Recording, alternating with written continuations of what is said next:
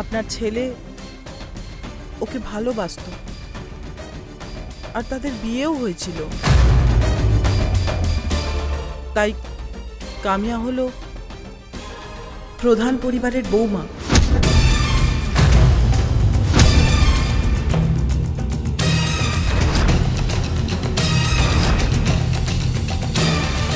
আর প্রধান পরিবারের বৌমা বাঁচার জন্য ভয় পাবে, বাইরের লোকের কাছে নানা কথা শুনবে, সেটা আমি সহ্য করতে পারবো না।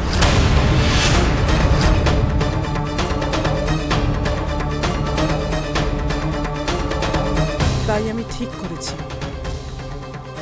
কামিয়াকে আর তার মেয়ের ভরণ পোষণের জন্য প্রতি মাসে তাকে লাখ টাকা করে দেওয়া হবে।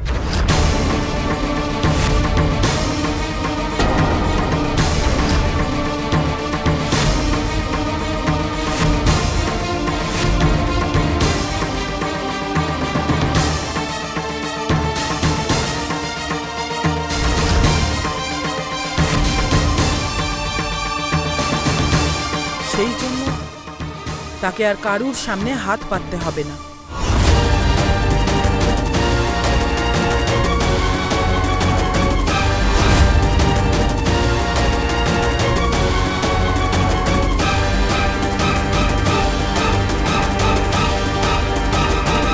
সে তার প্রেম হারিয়ে ফেলেছে, তার স্বামী হারিয়ে ফেলেছে, তার আত্মসম্মানটাও হারিয়ে ফেলবে, সেটা আমি হতে দেব না।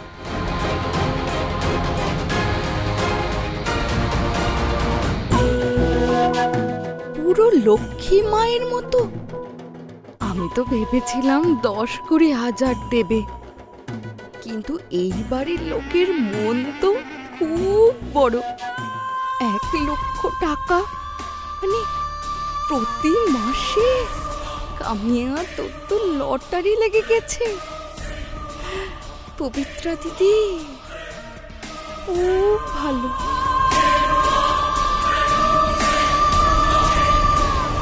থামো পবিত্রা, তুমি কি বলছো তুমি নিজে বুঝতে পারছো? আরে কালকে আসা এই মেয়েটাকে কি তুমি সবকিছু দিয়ে দিতে চাইছো? তোমাকে আমি বারবার বলেছি এই কামিয়াকে নিয়ে তুমি এত ইমোশনাল হয়েও না।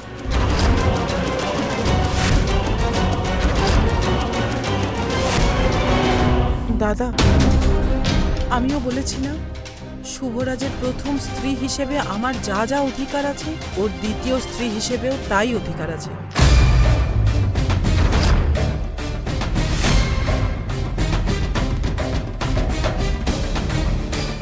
আইন অনুযায়ী আমি এই বাড়ির আসল মালকিন হয়ে আমি সিদ্ধান্ত নিয়েছি প্রতি মাসে কামিয়াকে 1 লাখ টাকা দেওয়া হবে।